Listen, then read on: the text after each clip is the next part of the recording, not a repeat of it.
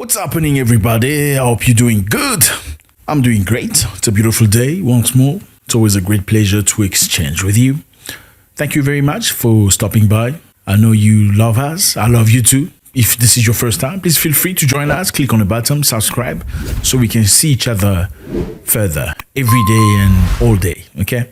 I know when I see you guys and hear from you, when I read your comments, I see a reflection of some of my people, on the other side of the world. We are the same people. Okay, so we have great news today. Burkina Faso is doing some of the good things that we expect a new African country to do with a young leadership. They've signed a memorandum of agreement with the Russian company to come and build nuclear energy into the country. Okay, so that's great news. Congratulations. Yay.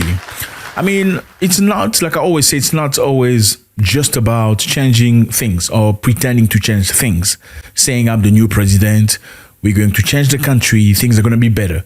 I think it's more about actions than the word, right? They say actions speak louder than word. And that's great. We're seeing things happening right now. So the Russian company named Rosatom is coming to Burkina Faso to implement a brand new system, to create a brand new strategy for the country. We know that Burkina Faso is one of the least electrified countries globally.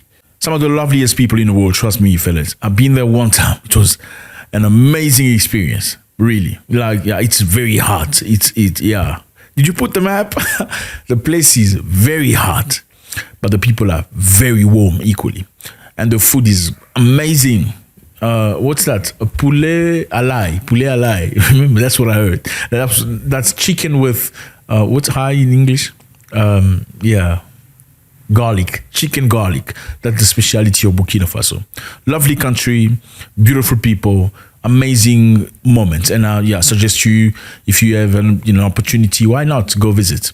So it's an enclave country. There's no border to the sea, so it's very hot in that sense. But people are very warm. Again, it's great to see the communication and the cooperation of these African countries that have newly freed themselves are developing right now.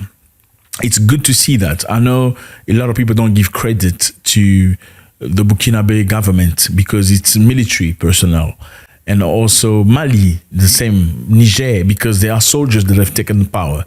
I don't know why people tend to think that in order to be intelligent, you must have like masters +5 or have doctorate degrees. As much as it is about being intelligent or getting diplomas from school, I also think it's more moral that's necessary than intelligent or a piece of paper from school. Because if your morals and your values are not good, not aligned with the good things of the country, you can have as much doctorate as you like. The country is going to suffer because your morality is going to be perhaps somewhere else. Your loyalty will be aligned with other people instead of your own people. So this is going to be a great thing. They say Burkina Faso is one of the least electrified country globally, currently at 90% overall, with 60% of the urban and only 3% of the rural area is connected to electricity. Only 3% in a rural area of electricity. That's quite dark, okay? If overall 90% of people have electricity. And electricity, obviously, in 2023 is very crucial in everything you do. I mean, in order for you to watch me like this and get this information unfiltered, you need electricity. You need power to have your cell phone charged, whether it's on a laptop or whatever, computer, or you need the charge. You need energy. You need energy for industry. You need energy, electricity for business. Electricity is everything, unfortunately, nowadays. And a country not having electricity is prone not to succeed.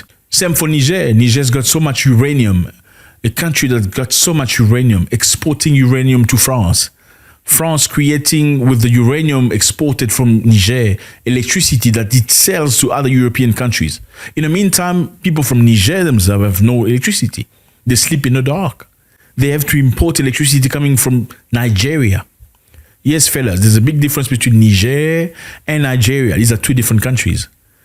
Okay, two different countries. So Niger people, even though they have uranium to create electricity, they have to import electricity coming from Nigeria.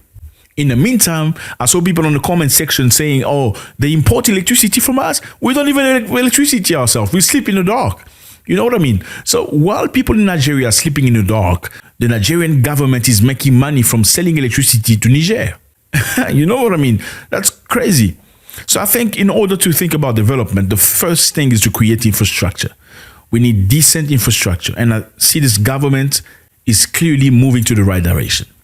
Electricity, cooperation with the Russians. Why? Because obviously you need somebody that respects you. And so far, the Russians have looked like they just want to respect you. Okay, they don't want any issues or trouble or whatever. They don't want to come and tell you what to do. They don't care about your situation. They don't care about your laws, your parliaments, your constitution. None of the business.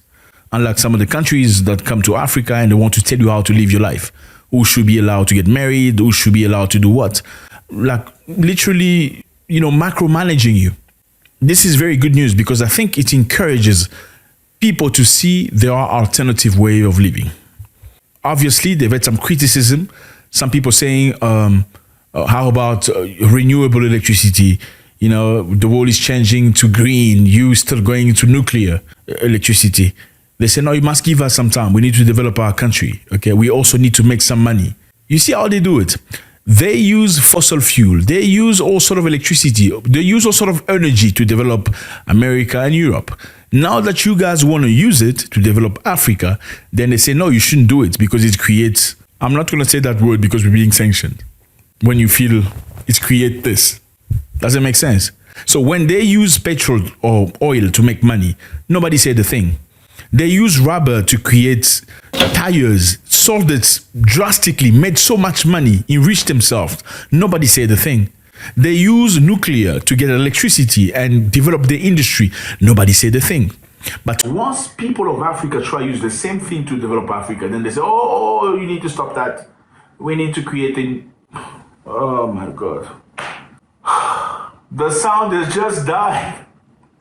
Okay. I'm going to try to continue here. The sound has just died. I know. You can clearly see a difference in the sound. We live in a very unfair world. It's unfair, okay? And there's no other way to say it. It's very unfair. We can do certain things because we are Europe and America. You cannot do it. When you do it, it's wrong.